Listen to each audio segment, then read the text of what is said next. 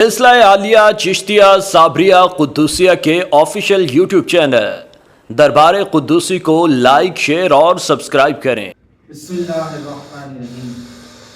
حضرت امام غزالی علیہ رحمہ فرماتے ہیں کہ سب انسان مردہ ہیں، زندہ وہ ہیں جو علم والے، اور سب علم والے سوئے ہوئے ہیں، بیدار وہ ہیں جو عمل والے ہیں، اور سب عمل والے خسارے میں ہیں، فائدے میں وہ ہیں جو اخلاص والے ہیں، اور تمام اخلاص والے خطرے میں ہیں۔